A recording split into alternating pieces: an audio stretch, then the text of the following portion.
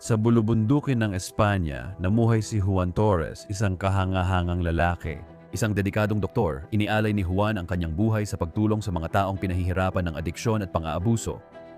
Dahil sa kanyang dedication, tinanggap at inalagaan niya ang mga pasyente sa sarili niyang bahay, buong puso at araw-gabi.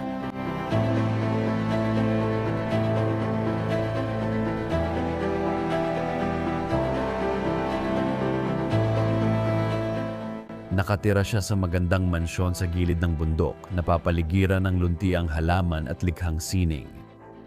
Itinayo ng pamilya Torres noong huling 1800s ang engrandeng ari-arian ay patunay ng kanilang yaman at makapangyarihang katayuan sa rehiyon. Ang pamilyang ito ay kabilang pa nga sa Maharlika.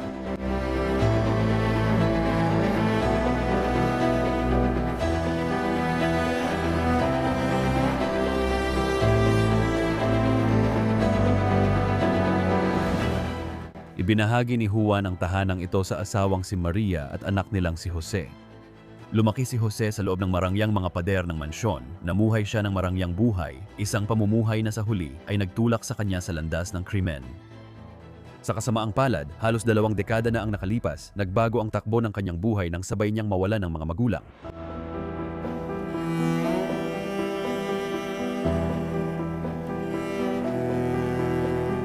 Sa kasamaang palad, ang karapatan ni Jose sa kanyang mana ay nadungisan ng sunod-sunod na mga paratang ng krimen na nagpasangkot sa kanya sa masalimuot na mga laban sa batas, dahilan upang hindi niya makuha ang kanilang ninunong tahanan.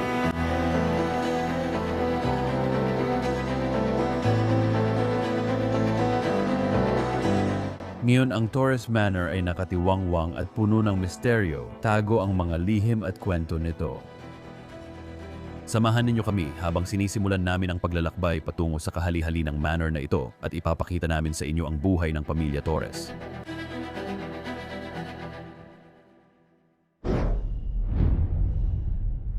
Maligayang balik sa Bros of Decay. Ako si Leslie, gaya dati, nasa likod ng kamera, Ginoong Danny. Hello sa inyong lahat. At narito tayo ngayon muli na may video mula sa Espanya. At sa totoo lang, isang video na na-film na namin bago pa ang medical house. Pero sa pagkakataong ito, gagawin natin itong mas maganda dahil mas marami pa kaming nalaman tungkol sa bahay, mas maraming kasaysayan. At nakalimutan din naming ipakita sa inyo ang isang buong bahagi ng lugar na ito. At syempre, mas maganda ito ngayon dahil si Danny ang nasa likod ng camera ngayon na nagfi-film ng lugar na ito. Kaya Danny, ang unang bagay na hindi natin naipakita noong nakaraan habang nagfi-film tayo dito ay ang pagpapakita ng mga hardin. Dahil ang may-ari, si Juan Torres, ay may napakagandang ari-arian at talaga namang ipinagyayabang niya ang kanyang kayamanan. Meron siyang napakalaking hardin. Nung una akong pumunta dito gabi kaya hindi ko nakita pero ngayon kita na natin ang buong hardin niya. Halimbawa, May rehas ng hagdan sa likod mo papunta kung saan. mga 1 kilometro ang habang hagdanang pababa papuntang baryo. At ito lang ang daanan niya papunta sa gate para makalabas ng kanyang ari-arian. Sobrang laki talaga ng kanyang lupa. Saan ka man tumingin, pagmamay-ari ni Ginoong Juan Torres ang lahat ng lupa. Maganda at lunti ang lugar ito na gusto ko, pero matagal na rin napabayaan at tinubuan ng damo. Sobrang tinubuan ng damo. 20 taon na mula nang pumanaw si Ginoong Juan Torres at ipamana ang ari-arian sa anak niya. Simula noon, natubuan na ng damo ang lahat. Para sa akin, ito ang sentro ng hardin. Oo nga. Dito niya itinayo ang fountain na ito. Makikita mo ang mga kulay rosas. Ang mga bulaklak na kulay rosas ay nandoon pa rin. Tingnan mo kung makakalapit ka pa ng kaunti dito. Ligtas dito. Pwede kang lumapit. Tingnan mo yung fountain. Ang ganda ng pulang may pink at puti. Siguradong napakaganda nito noong umaagos pa ang tubig. Ang gandang araw ng tag-init habang nakaupo rito kasama ang mga punong nakapaligid. Malalaki talaga sila. At medyo mahiwaga rin para sa akin. Yung hugis ng mga puno, di ba? Oo, tama.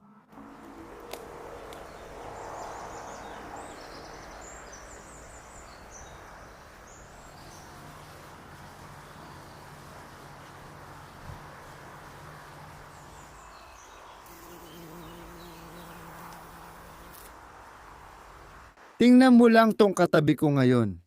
Para siyang mangkukulam na may mahahabang kukong abot langit. Wild ang mga punong ito. Oh, talaga. Noong dito pa nakatira ang pamilya, lumalabas sila tuwing tag-init, umuupo sa mga bangko at minamahal ang kalikasan. Ngayon, lahat ay nasakop na. Gusto ko talaga ang tunog ng paligid. Naririnig mo ang huni ng mga ibon, naririnig mo ang agos ng tubig, naririnig mo ang lahat, ang hangin na dumadaloy sa mga puno. May konting ingay mula sa kalsada pero hayaan na lang natin. Oh, Pero parang ang mga ibon, sa tingin ko, ginawa yung highway na yon pagkatapos siyang manirahan dito. Medyo luma na ang gusaling ito, tingin ko mula pa huling 1800s, pero di ako sigurado sa eksaktong edad ng nakikitang mansyon. Malapit na ang tagsibol at namumulaklak na ang mga bulaklak kaya bumabalik na ang dating ganda ng hardin. Tingnan mo ang daanan sa itaas.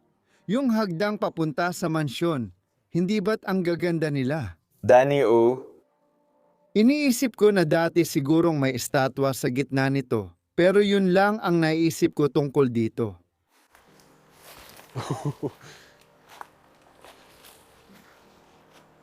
Sige! At dito natin unang masisilayan ang bahay mismo sa buong kagandahan nito. Noong una akong pumunta rito, napaka-berde ng paligid dahil tag-init noon, pero ngayon ay katapusan na ng taglamig, maulan, parang isang araw na puno ng hiwaga. Masasabi ko, may kakaibang hiwaga dito. oh, mas lumago ang hardin kaysa 3 taon na ang nakaraan. Kaya ko. Mag-ingat ka. Iniiwasan kong mabasa ang camera. Dito lang sa tabi. Nakita mo na ba ang punong niyog sa kaliwa mo? Ang laki niya. Grabe, Diyos ko. Sobrang nakakabaliw talaga. Grabe, Diyos ko, ang wild tingnan sa camera. Itutok mo ang kamera pataas. Diyos ko. Iba ang ari-arian na ito. Oo, kakaiba ito kumpara sa ibang bansa at sa mga nakita natin noon sa Espanya. Maganda naman ito kahit papaano. Naririnig ko ang agos ng tubig. Danny, may gusto lang akong ituro dito sa gilid ng gusali bago tayo magpatuloy. Napansin ko rin na may crest ng mga sandata sa gilid ng gusali. Karaniwan, ito ay crest ng pamilya, hindi ng sandata. Tama. Oo, pasensya na, crest ng pamilya. Ibig sabihin, galing sa isang uri ng maharlika ang mga tao at oo, may pera sila, may dugong bughaw sila. Parte talaga iyon ng pamana nila. Totoo. Gusto ko rin yung gilid ng gusali na may mga gawa sa kahoy doon. Hindi ko alam kung kita ito ng maayos sa kamera, pero talagang kamangha-mangha ito. Nandito na tayo sa kabilang bahagi ng hardin, sa mga punong palma. Sabi mo may tubig doon. Tara, tingnan natin.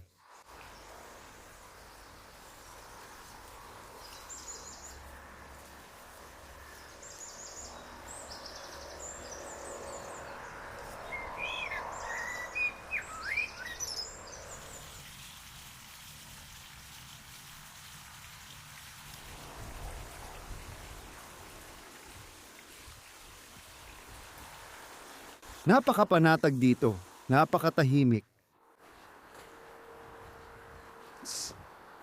Isang kakaibang karanasan habang nag-e-explore.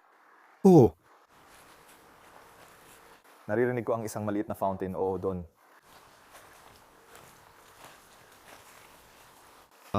parang natural na bukal. Danny. Wow, sigurado akong ganun nga. Parang maliit na talon ito. Wow. Hindi ba't ang cute-cute nun? Malamang ito rin ang nagpuno sa fountain dati. Oo nga. Malamang hindi na ito nakakonekta ngayon. May maliit na agos ng tubig pababa. Kung may libreng tubig ka, bakit hindi gamitin sa fountain? Siyempre naman. Gusto mo lang talagang hawakan yun. Oo.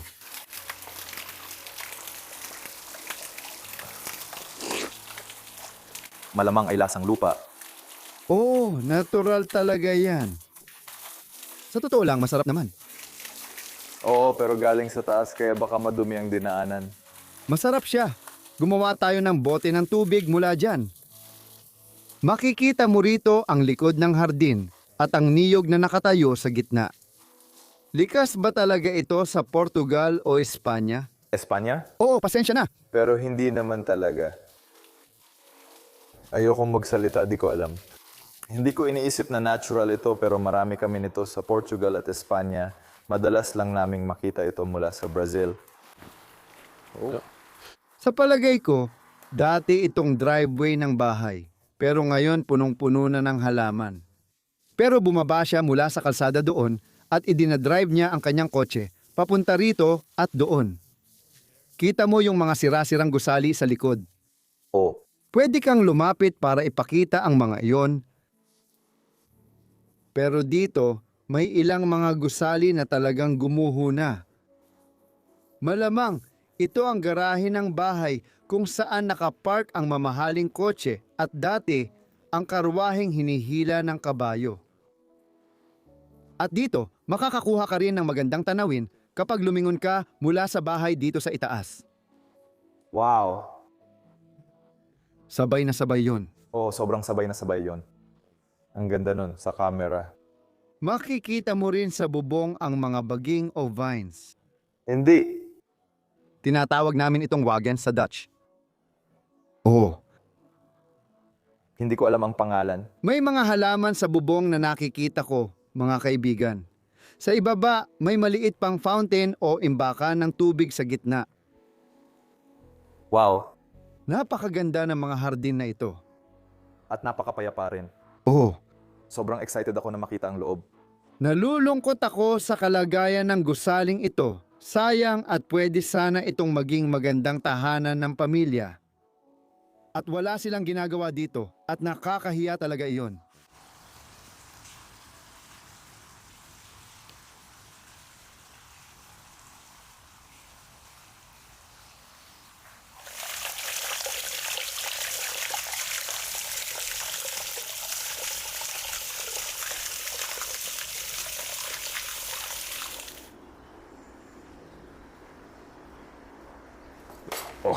Maging maingat. Papasok na. Grabe, oo. Mukhang mas napabayaan na talaga ito kumpara noong huli tayong nandito. Maraming kasangkapan ang itinapon dito. Pero dati itong kusina ng bahay, sa palagay ko, napakaliit na kusina para sa isang napakagarbong bahay. Sige, pasok tayo. Mag-ingat ka. Huwag muna nating pansinin ang kusina. Pasok muna tayo sa loob. Gusto mo bang ipakita rin ang basement? Danny, ibig kong sabihin, mabilis lang naman natin itong mapapakita, di ba? Oo. Pwede nating ipakita. Maraming dyaryo sa lahat ng sulok. Oo, natatakpan ng mga dyaryo ang sahig na ito. Oo, parang may tipak-tipak kahit saan. Pero ang bahay na ito ay may kumpletong basement din, gaya ng nakikita mo. Oh, luma na ang basement. Oo, itong gusali. Sa pangkalahatan. Gusto ko sanang malaman kung gaano nakatanda ang gusali, pero hindi pa namin iyon lubos na nalalaman. May ilang bangko mula sa labas ng bahay na naiwan dito at ilang bisikleta ng mga batang dating nakatira rito. Narito ang isang malaki, maaaring galing kay Juan Torres o sa pamilya niya, sino ang nakakaalam. Wala namang masyadong mapapakita rito. Tingnan natin dito sa side na ito. Ang daming bisikleta dito. Mahilig talaga silang magbike, parang mga Olandes. Hindi masyado. Oh, hindi masyado. Tara, akyat tayo. Hindi talaga marami. Pero sobrang mababa lang talaga. Oh, grabe. Nasa ilalim kasi ng hagdan, kaya ganun. Oo, pero hindi rin maganda ang basement. Ngayon, ipapakita na namin ang pinakamagagandang parte ng bahay. Una sa lahat, itong hallway na kinaroroonan natin ngayon, ang lugar kung saan tinatanggap ang mga bisita sa loob ng bahay. Sa tingin ko, hindi basta-basta makakapunta ang tao dito. Kailangan talaga ng malinaw na direksyon para mahanap ang lugar na ito. Oo, ito ang pintuan sa harap. Sa tingin ko, ito yung pintuan ng bahay, kung saan pinapapasok ang mga bisita, maganda at malaki ang pintuan sa harap. Gusto ko rin yung mga tiles na meron dito sa gilid. Medyo karaniwan pero maganda kung paano nila ginawa ito kasama ng mga kahoy sa paligid. Karaniwan sa mayayamang lugar ang mga bangko para upuan ng bisita at bigyan ng inumin habang naghihintay sila sa itaas. Meron tayong magandang upholstery dito at parang isang medieval na bar o parang ganon. Ang ganda nilang nakaupo. Tradisyonal na kasuotan. Nakita mo na, baby. Oh, wow! Yan agad ang unang nakita ko pagpasok ko. Oo, isang napakagandang parol ang nakasabit dito sa hallway. At ang kuryente ay dumadaan mismo sa bibig ng eskultura na yon sa kisame. Oo nga. Grabe, ang molding na payat doon sa taas. Gusto ko talaga ang detalye nito. Makikita mo pa nga ang mga muka at lahat ng detalye dyan. Mga florera at bulaklak. Mga muka. Oo, maganda. May mga tiles na may kahoy sa paligid ng hallway. Nakasabit din dito ang ilang larawan. Hindi ko alam ang mga lugar na ito. Hindi ako pamilyar sa kanila. Parang sikata ito sa akin. Hindi, pasensya na. Santiago Compostela, sa tingin ko, pero hindi ako 100% sigurado. Sikada Familia. Siguradong ayokong ipakita muna ang kwartong ito bago ipakita ang atraksyon. Sige. Ito ang tiyak na kainan ng bahay. Oh, dito sabay kumakain ang pamilya. Napakalaking mesa. Maraming pwedeng maupo dito. Noong huli akong nandito, may nakasabit pang channel sa kisame pero ngayon wala na. Hindi ko alam kung saan napunta. Isa pang bagay, kung gusto mong makita ang pagkukumpara ng bahay na ito ngayon at noong kinunan namin ito ng kapatid ko, 3 taon na ang nakalipas, i-click mo lang dito sa taas at panoorin mo yung video na yon. May mga nagbago pero mas marami ka nang makikitang detalye ngayon. Oo, nagbago na ang lugar. 3 taon na ang lumipas, maraming dumaan tulad ng Vandal at Explorer, kaya nag-iba na rin ang itsura nito. May mga taong inaayos ang bagay para sa litrato. Yeah. Siguradong maganda ang fireplace dito noon habang umaapoy at lahat ay nakaupo rito. Astig ang atmosfera dito. Oh, may mga sulat kamay pala, lahat sa Espanyol. Hindi ko maintindihan. Siguro nahihirapan din siya. Lalo na pagdating sa mga sumpa. Oo, nai-imagine ko. 1,991 parang nakasulat dito. Mukhang parang isang dokumento medikal ito. Pero hindi ako sigurado. Marami pang painting sa dingding. Ganitong paglalarawan ng panahon, hindi medieval, kundi mga 1,700 o 1800.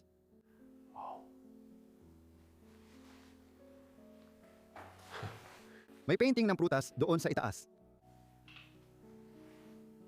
Tahimik na buhay. Ang tawag mo dyan, tahimik na buhay. Oo, tinatawag naming tahimik na buhay sa Olandes. Patay na kalikasan. Patay na kalikasan. Oo, ganyan tawag sa painting na yan. Puro prutas o isang bagay lang ang ipinipinta. Tinatawag yang patay na kalikasan. Sa Dutch, stil de benen ang tawag dito. Ibig sabihin ay tahimik na buhay. Ayaw ko sa patay na kalikasan. Yun ang pangalan. Oo, yun nga ang pangalan. Dito, maganda ito. Ito rin ang nakita natin sa hallway, di ba? Oo, malamang. Oo, malamang set ang binili nila. 2 piraso sa isang presyo. Pero sabi mo, upholstery to, tapestry lang naman pala. Isang tapestry. Paumanhin. Tapestry sa frame. Oo, Nakamangha-mangha. gusto ko rin ang frame. Lumilitaw talaga itong tapestry. Ang ganda. At dito naman sa kanto, meron tayong parang tea area o coffee area na pagkatapos mong kumain, pwede kang umupo at mag-enjoy. Gusto ko itong maliit na pusa, maliit mar delikado. Ang cute nun. Akala ko upo ang tumba-tumba, pero isa pala yung hinabing upuan. Heto na naman, may isa pang namatay na kalikasan, literal, dahil may mga patay na ibon o pheasant na nakahandusay, handa ng lutuin. Maganda rin ito, tapos may maliit na display cabinet. Gusto ko ang mga ukit dito. Talagang napakaganda. Saan galing ang plato? Sa tingin ko mula ito sa Portugal, prinint sa Holland at ginawa sa Espanya. Kolaborasyon. At marami pa, mga upuan. Oh, hindi pa natin tinignan ang mga upuan. Hindi ito normal. Isang kahel na upuan lang. Oo, normal lang na upuan ito. Sige. Tara na. Oo nga. May dagdag pagkain dito. Kailangan kong tingnan ito kasi sigurado akong ito ay Santiago Compostela. Oh, ito na. Ipapakita ko kay Danny Santiago Compostela sa ilang araw. Ito ang unang beses niyang bibisita sa banal na lugar na iyon na sumisimbolo sa Espanya at hindi mo pa ito nakita. Tama? Hindi pa. Na? Di ko pa talaga napapakita ang hallway na to, pero ang gulo sobra.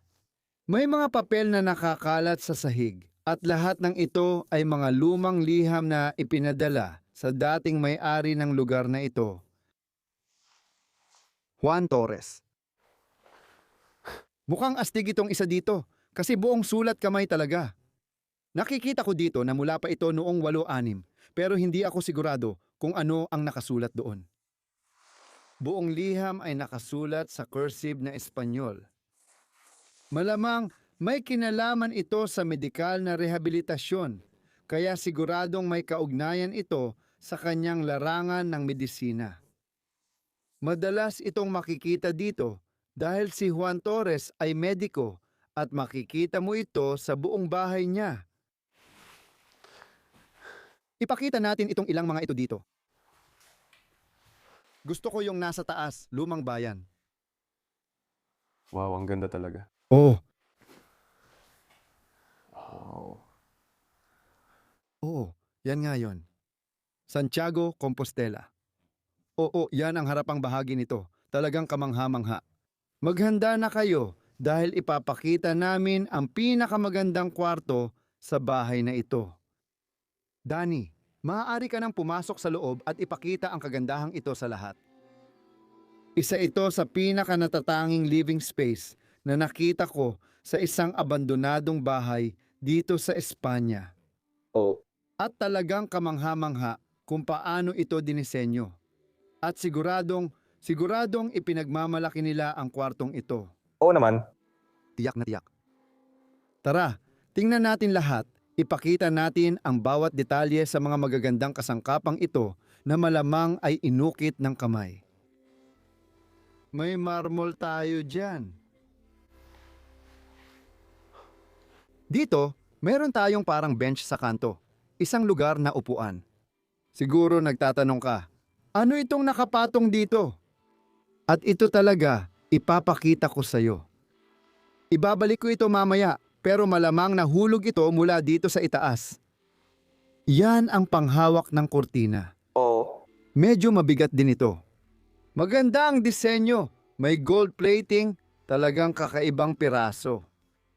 Bumagsak na ito dati, kaya siguradong bumagsak na. Noong huli akong nagvideo, halos nakasabit na lang iyon. Oo, ngayon napunit na at malamang may naglagay na lang doon. Narito pa ang isa pang piraso ng mga rosas na nagpapakilala sa bahaging iyon. Pagsasamahin ko na lang sila. Mukhang hindi na rin ito maaayos. Pero ganun talaga. May malaking gagamba sa pader. D-A-N-I. Oh, Pero totoo na ito ngayon. hindi ko iniisip na totoo ito. Hindi naman gumagalaw. Hindi totoo. Sandali. Hindi ako natatakot. Mukha siyang totoo, pero hindi naman. Sige, hindi. Hindi, siguradong hindi. Nag-aatubili pa rin akong hawakan yon. Hindi. Hindi totoo, plastic lang. Nakakawit lang. May gustong magbiro. Aalis na ako. Ilalagay ko lang dito para makita ng susunod na tao. Isa pang larawan ng magandang sayawan o ball na nagaganap. Gusto ko rin ang wallpaper. Oh, Mga bulaklak, pati ang bahay ay tungkol sa kalikasan. Malamang binili niya ito dahil nasa gitna ng masukal na lugar. Tapos nilagyan pa ng mga bulaklak sa loob at labas. Tingnan mo ang kanal na ito. Iba talaga yan, oo. Mga kristal sa kisame. Ipakita rin ang crown molding sa itaas. Talagang kamangha-mangha. Ngayon, narito tayo sa gitna ng espasyong ito, ng sala na ito. At dito makikita natin ang mga mesa at mga upuan, pero lahat sila ay kakaibang klase ng upholstered na mga upuan. Tingnan mo ang mga yan. Para sa akin parang bagay sila sa isang kastilyo o malaking palasyo. oh, ang gaganda nila. Talagang napakaganda.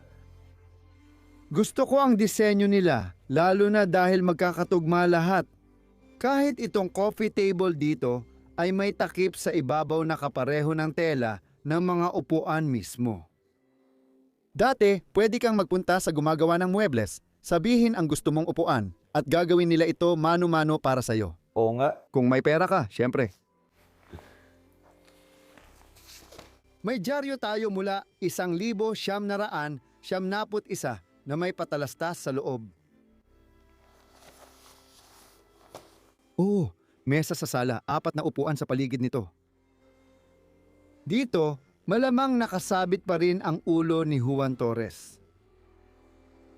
Mukhang ulo ito ng isang babae. Hindi mo iniisip yun. Hindi ibig sabihin na pambabae na agad dahil may laso siya. Kasi sa Portugal, minsan hindi rin talaga laso yon. Dulo lang ito. Oh, pwede yung maliit. At itong mga ito ay mas bongga. Masasabi kong mas malalaki sila. Parang mga upuang sofa. Oh, parang trono. Eksaktong parang trono ito. May parang paa sa dulo at magagandang ukit sa itaas. Madalas itong makikita sa Portugal at Spain bilang karaniwang upuan. Kakaiba ang itsura nito sa Spain kumpara sa Portugal, pero makikita pa rin ang mga dibisyon at sandalan dito. Ito ay, oo, parang isang sofa, di ba? Hindi, parang bangko lang. Bangko lang. Sige. Hindi maganda ang pagkakaupo nito.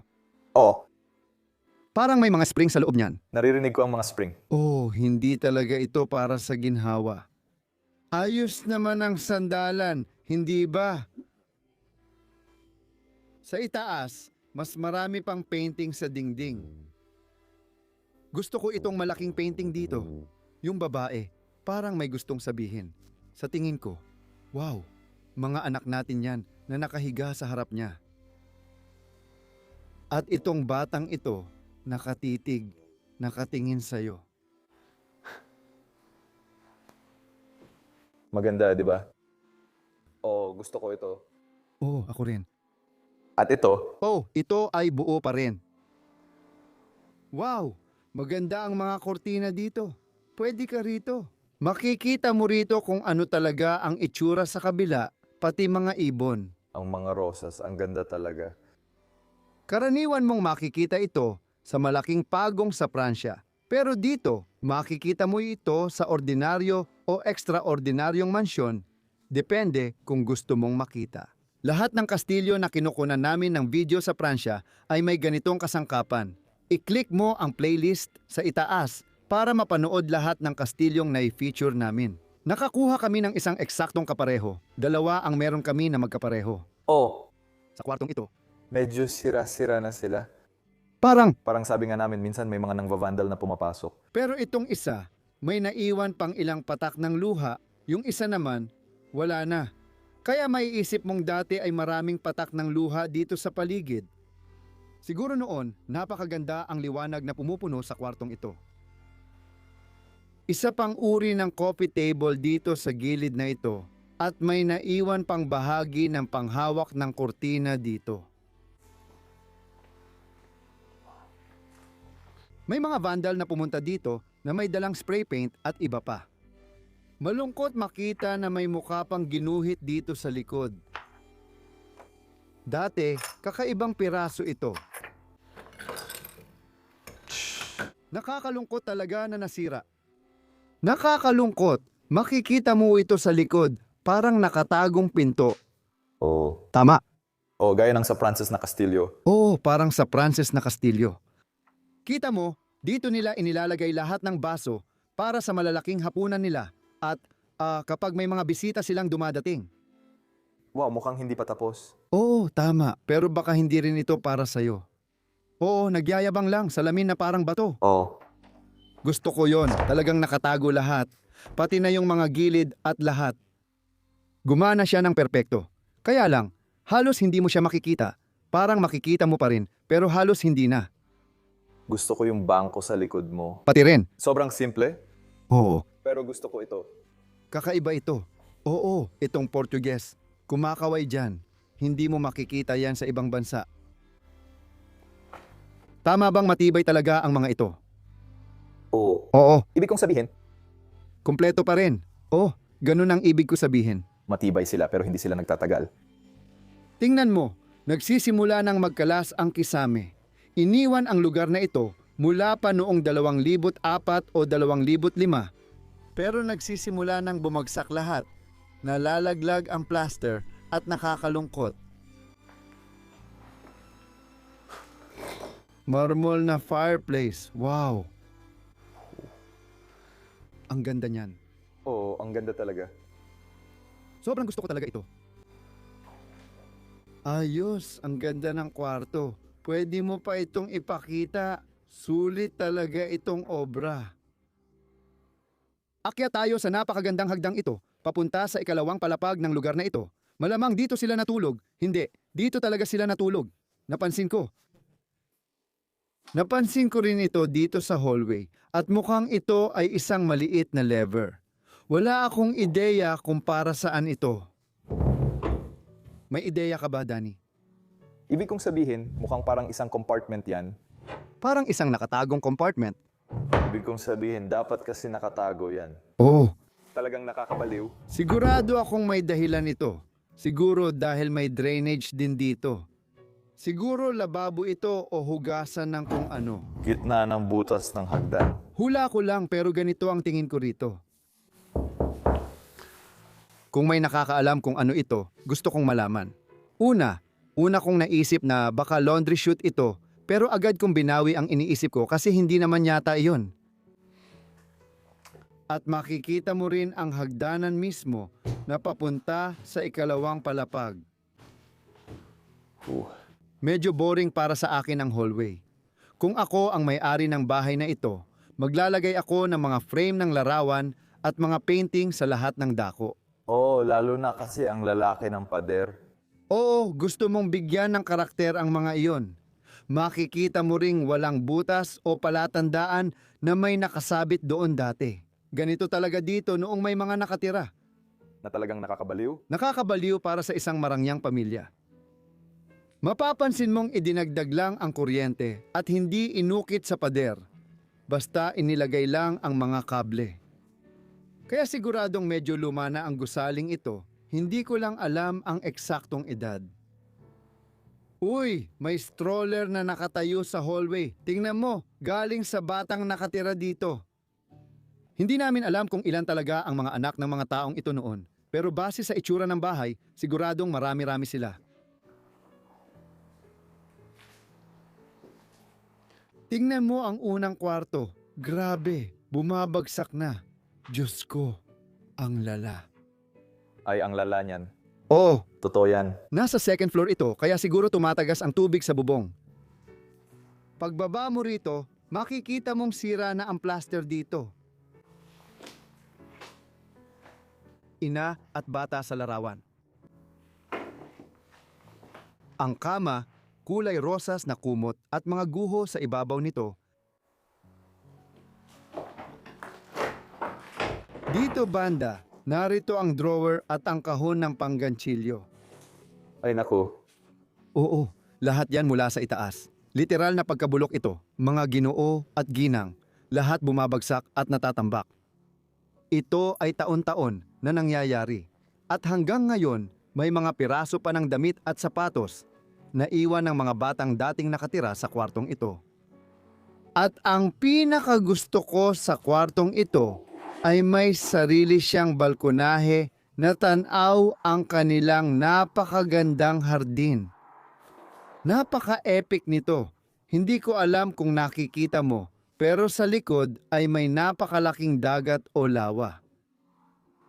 Makikita mo pa yung malaking punong niyog dito.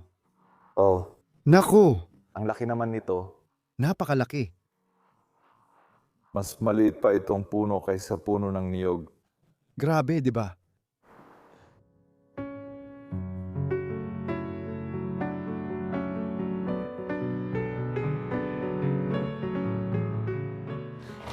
Kahanga-hanga na may balkonahe ang mga batang ito na tanaw ang ganong tanawin.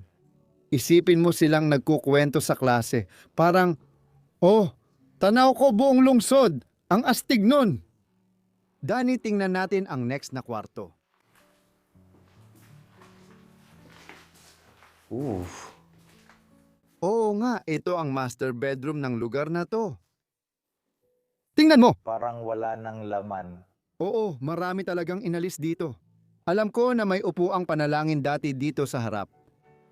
Pero ang desk na ito ay katulad pa rin ng dati. At meron ito, Parang relihiyosong, mga Latin na kasulatan doon. Gloria at Access Lee. Oo, madalas nilang sabihin sa simbahan yon. Naalala ko nung sumasama ako doon kasama si nanay. NITIUM. Wow. Talagang kakaiba ang mga piraso na ito. Oo, para sa bahay na makakita ng ganun. Wow! Talagang magaganda sila. Parang mga frame ng larawan na nagpapakita ng mga relihiyosong teksto. Ito ay isang vanity, tama ba? Na tinitingnan natin o parang mesa. Siguro, oo. Hindi ko talaga alam. Maraming mga bagay sa loob nito. Maraming mga relihiyosong bagay sa bahaging ito. Tulad ng mga relihiyosong larawan. Makikita mo ang Jerusalem, gaya ng nakikita mo sa kaliwa dito o kahit sa itaas nito. At gusto ko na meron din silang kaunting upholstery sa ilalim nito. Oh, protektado ng salamin. Maria sa itaas. Ang mga taong nanirahan dito ay tiyak na napakarelihiyoso. May nakakabit na napakaliit na banyo sa kwarto. Ito lang ay para sa mga taong natutulog sa kwartong ito, napakaliit lang. May extension din ang kwartong ito sa gilid na may maliit na upuan. Nice. Magandang magasin dito sa ibabaw nito. At isang waiver. Isang ventilador. Wow! Nakita mo na ba ang channel sa itaas? Nagkakabuwag-buwag na talaga ito. Itong mga piraso na nakita lang natin na nakahiga dito sa ibabaw ay dating nakakabit doon. Dati ay maganda pa naman. Ooh. Isa na namang relihiyosong paglalarawan. Ano bang inaasahan mo? Di ako karapat-dapat, inay, pero kailangan kita. At ano ang sinasabi nito? Hindi kita karapat-dapat, ina, pero kailangan kita. Oh, Sa tingin ko, yon na yon. oh. Hindi ganun kagaling ang Espanyol ko. Ang pitaka ng babae ni Juan Torres na hindi natin alam ang pangalan. Kaunti na lang ang dokumentong natira rito. Nandito pa lahat ng gamit nila sa medikal. Oo, amoy parang... Oo, amoy parang kabinet ng gamot. Oh, gusto ko talaga yung painting na meron tayo doon sa pader. Yung dalagang mahigpit na yakap ang kanyang aso sa isang gubat kung saan. At saka si Danny. Tingnan mo ang side ng kwarto. Sobrang gusto ko talaga ito tungkol sa kwartong ito. Meron silang parang arko na may mga haligi na papunta sa kwarto sa kabila. Kamangha-mangha, di ba? Ang ganda bago ka pumasok. Gusto ko ring ipakita yung upuan sa sulok. Di ko alam kung para saan. Napakagandang upuan sa sulok. Oo, gusto ko lang ipakita yon. Ito ang master bedroom ng lugar kung saan natulog ng magkasama sina Juan at ang kanyang asawa. Oo, yun ang sasabihin natin, pero dapat nating linawin na wala na ang frame ng kama. Noon, may metal na frame ng kama talaga dito, pero may kumuha nun sa hindi malamang dahilan. Naalala kong maayos pa ang frame ng kama at mukhang kakaiba kaya siguro ito ninakaw. Malamang gawa ito sa tanso o kung ano man kaya ninakaw, pero ito Ano yon? Isa itong cove. Sa isang pari sa tingin ko, hindi sa pari, kundi para sa tumutulong sa kanya. Siguro para sa binyag o iba pa, pero di ako sigurado. tingnan mo ang detalye ng gintong burda. Wow, sigurado. May isang tao rito na konektado sa relihiyon. O nga. Makikita mo yon kahit saan. O Lahat ng relihiyosong larawan saan man. Nakakamangha talaga. Gusto ko rin itong mga nightstand sa magkabilang gilid. Halika, tingnan mo ito dito. Parang nakakabit talaga sa pader. Sirang painting o larawan sa taas niyan. Isang lumang bayan noong medieval. At kakaiba rin ang mga ilaw na ito sa itaas.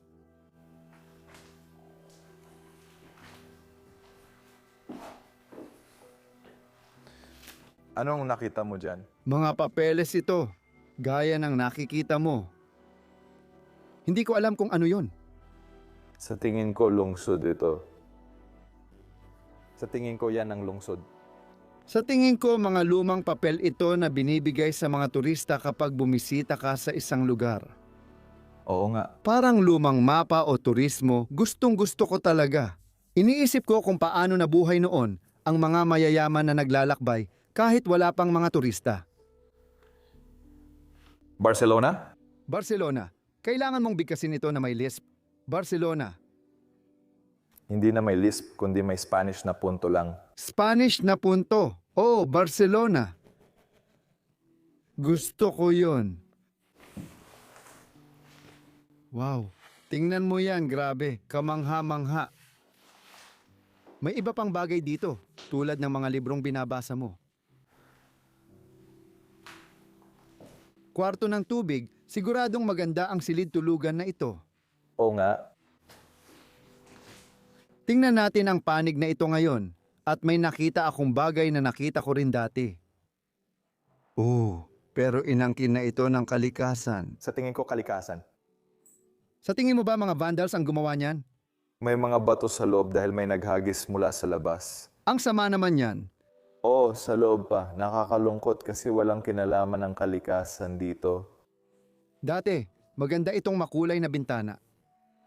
Nakikita mo ang mga bato. Oo, may mga taong nagpunta at naghagis dito mula sa bintana. Diyos ko. Ayoko nito. Gusto ko pa rin ang bintanang ito at ipinapakita pa rin nito na may kakaiba pa rin dito. Metal ba talaga ito? Hindi, goma ito. Sa tingin ko, Oo nga, goma ito. Oh, oh, ay Diyos ko. hindi ko na yan gagalawin. Hindi. Iwan ko na lang yan. Pasensya na, Diyos ko. Nagkakagulo na ito. Oh, dati maliit lang ang butas nito. Pero ngayon bumagsak na talaga. Grabe. Oo, puno ng salamin ang buong banyo. Ito ang banyo ng kabilang kama. May ibang kwarto rin sa magkabilang gilid. May ilang naiwan dito gaya ng brush at sabon. Wala namang espesyal. Ano ang gusto mong makita muna, Ani? Kaliwa mo o kaliwa ko? Kaliwa ko. Nakakalungkot na kailangan ko pang mag-isip. Pumasok ka. Dito, meron tayong isa pang maganda at maliit na kwarto na may mesa at lahat ng kailangan. Kailangan ko talagang ulitin. Diretso ito parang... Oo, at saka hindi rin ito mukhang dati ay ibang bagay ito noon. Oo, Baka gusto lang nila ng simpleng buhay at masaya sila sa labas. pero pagpasok mo sa sala, hindi naman yung tugma doon. Tama ka, hindi ko rin maintindihan. Ang weird talaga nun. Yung mesa ulit, lahat ng mga papel na pang turista iniwan dito. Gusto ko na madaling buksan at pwedeng iwan ang libro sa loob. Oo, Mukhang tinaype ito sa typewriter. Oh, Ito ay Sisido de Piscalas. Mayroon ito. bahagi ito ng isang libro. Oo, parang talaan ng nilalaman ng isang libro. Dito naman, meron tayong isa pang uri ng drawer desk. May mga sapatos na nakalagay sa ilalim niyan. May butas ito, kaya sa tingin ko dati itong ibang bagay. Siguro vanity or kung anong makikita mo sa gilid na to. Ano? Kumusta? Ayos ka lang ba? Ano ang nasa loob nito? Ayos lang ba? May laman ba ito? Isang bagay na nakakadiri ba ito? Trigger warning sa inyo mga tao. Ay grabe Danny, may patay na hayop.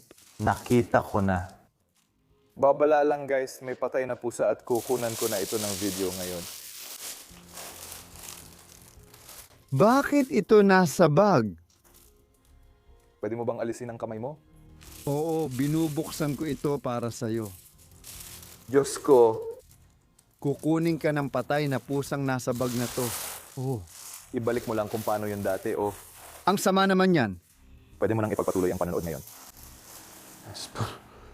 Hindi naman, natatakot ako. Oh, hindi ko inaasahan yun. Sobrang hindi inaasahan. Grabe. Sige, medyo natahimik ako sandali. Dito, isang walang laman na kabinet. Dito naman, walang laman na aparador. Maraming nabubulok. Nasisira na. May maliit din silang balkonahe doon. Kung matatawag mong balkonahe yon, Oo, pwede rin silang tumayo sa labas at sa bubong na bumabagsak dito. Nako, pwede pang maisalba ang bahay na to. Pero kailangan ng maraming trabaho. oo, Kailangan ng maraming trabaho. Maganda pa rin ang kama. gusto ko rin ito sa kama. Oo, isa na namang relihiyosong larawan. Parang estatwa ng dalawang anghel. Tama? Oo, Maganda ang gawa. Silipin din natin sa kabila. May isa pang kwarto dito na may dalawang kama. Siguro para sa dating dalawang batang nakatira rito. Halos tanggal na lahat ng wallpaper dito. makikita mo pa nga ang luma. Gusto ko lang sabihin, oo, ganyan talaga ang tao. Hindi nila tinatanggal ang wallpaper. Pinapatungan lang nila ng plaster. Ayos at maganda pa rin ang kama dito. Sa kabila, may isa pa tayong kama. Dito, kalat ang lahat ng papel sa ibabaw. Wow, parang ganun na naman. Maraming medical papers na naiwan dito. Ilan? Ang Surgos ba ay surgeon? Hindi, suburos, hindi pagmamanman yan. Pagmamanman mula sa bahay. Ang pagmamanman ay maaring mga hulugang insurance o espada. Oo, Magandang larawan ulit ng simbahan. At dito sa kabinet na ito, Danny, may naiwan na piraso ng damit. Isa sa mga una nating nakita. Karaniwan may aparador tayong puno ng damit, pero dito sa bahay, halos walang naiwan. kaya nakita natin sa kabila ang damit sa sahig. Oh, ganyan napapansin natin dito. Wala na lahat ng larawan at kinuha na rin ang mga damit. Nilinis nila ang bahay bago iwanan, kaya maayos ito. At least yung mga larawan, oo. Oh, at least yung mga larawan. Oh. Kasama rin ang vanity. Napakagandang piraso ito. Tingnan natin kung may pabango pa dito. Wala, puro sulat kamay lang ulit. Isara na natin ito. Maganda pa rin ang tokador kahit papaano. Sige, ito na ang huling hagdan paakyat sa palagay ko sa attic na ito. Sa tingin mo atik ito, hindi ako sigurado. May maliit silang bintana na tanaw ang hardin. Hindi ako makapaniwala kung gaano kaganda ang mga hardin sa paligid ng bahay na ito. Kung maganda na at masagana ngayon ang mga halaman, paano pa nun? Oo, dati ay maayos na pinuputol ng mga hardinero ang halaman at luntian ang lugar na may mga fountain. Talagang maganda noon. Yan din ang gagawin ko araw-araw. Lalabas ako ng bahay na ito at maglalakad-lakad lang sa hardin. Oo, hindi ko na kailangang pumunta kahit saan pa. Gusto ko ulit magsimula dito kasi may balkonahe ito. Oo. Maliit na kwarto. Muli, kwarto ng isang bata na siguro ay ginawa pa ring astig. Para itong kama para sa bisita kahit hindi naman halata. Hindi naman Talaga. mukhang kama ito para sa mga bata, hindi para sa mga bisita. Hindi ko papayagan ang mga bisita ko na matulog dito. Totoo ba? Parang natutupi na kama. Oh. Unang palabas. Oof. Anong nangyayari sa kisame? Oof, grabe yun. Nagkakabitak-bitak na ito. Kahit saan, Grabe. May mesa dito, nagkalat ang mga papel at sinakop na ng dermite. Tingnan mo ang balkonahe. oh, Oh, wow, Diyos ko. mas mataas ito kaysa dati. Oh, talagang kamangha-mangha ang tanawin dito. Makikita rin dito ang mga kahoy na biga na sumusuporta sa bubong. Kung sisilip ka, makikita mo pati ang mga halaman na tumutubo sa ibabaw ng bubong na nabanggit natin kanina. Gusto ko ng upuan ng bata dito sa labas. Oh, Kaya kitang-kita na silitulugan ito ng bata. Tama ka, Danny, pati na rin ang isa pang upuan. Masarap magkape dito tuwing umaga. oo nga. Tiyak na tiyak.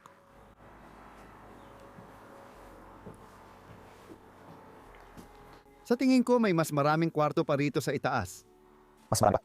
Oh, mas marami talagang kwarto, kung tama ang alala ko. Tingnan mo ito. Oh, tingnan mo. May 3 kama pa sa itaas. Di ko alam bakit ang daming kwarto. Baka ganito kalaki ang balbula. Pero minsan kasi, yung mga mayayaman nun, hinala ko lang naman ito. Pero kumukuha sila ng mga ulila at iba pa para tumira sa bahay nila. Sa tingin mo, ganun nga. Oo, dati kapag puno ang ampunan, yung mayayaman na lang ang kumukup-kup sa mga ulila kapalit ng pera. Oh, syempre. Alam kong hinala lang ito. Di ako sigurado. Pero interesante ito para sa akin. Kailangan ko pang mag-research. Sabi ko isang piraso lang ng damit, pero dito, kung saan-saan nakakalat, pati sa mesa. Punong-puno ang cabin. Parang gamit ng bata lahat dito. Maliliit na bata. Wow! Pwede mo ring silipin doon. Yung kwarto sa likod na yon. Mukhang imbakan, hindi. Isa pang kwarto. Diyos ko. Punong-puno ito ng mga papel. Gusto ko ang papel sa kama. Gusto ko kung paano ito naisulat. Napaka-eksakto. Gustong-gusto ko ang pagkakakurbada ng sulat. Salita ba yon? Kurbada ng sulat? Di ko tingin malas yon. Ako rin. Naimbento ko lang yung salita habang ginagawa to. Heto, makikita mo may butas sa bubong. Kita mo yung mga tile ng bubong mula rito. Tapos bukas pa yung mga bintana.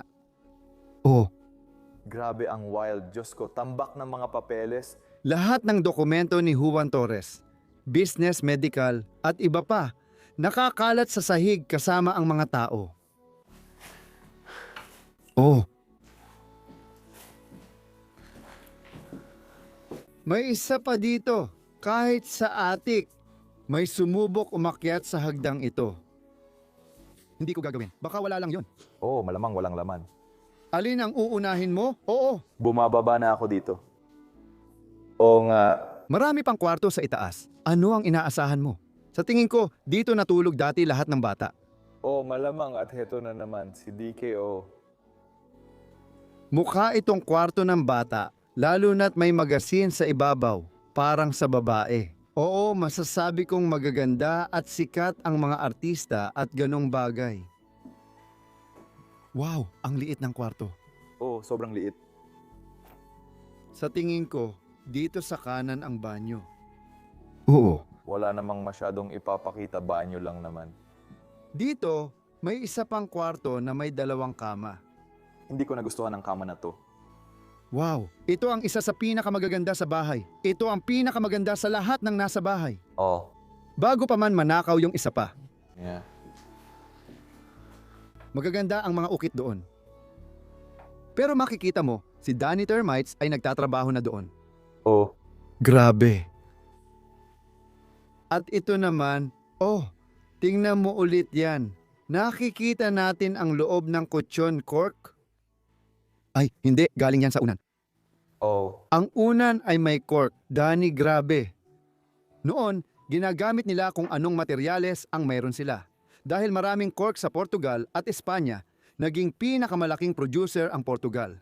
Gumamit sila ng cork sa unan at kutsyon, hindi tulad sa Pransya na dayami at sa ibang bansa na iba-iba ang gamit. Makikita mo dito ang laruan ng mga bata kahit saan. oh, sa isang kuna ng sanggol. Oh, grabe. At marami ring DK. Oo, Napaka-aktibo ni DK. nakakalungkot.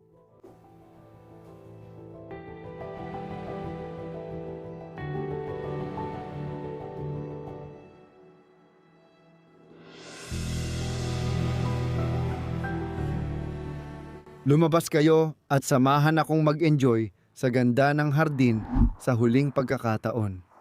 Dani, sobrang saya ko na bumalik tayo dito at gumawa ng bagong episode tungkol sa lugar na ito.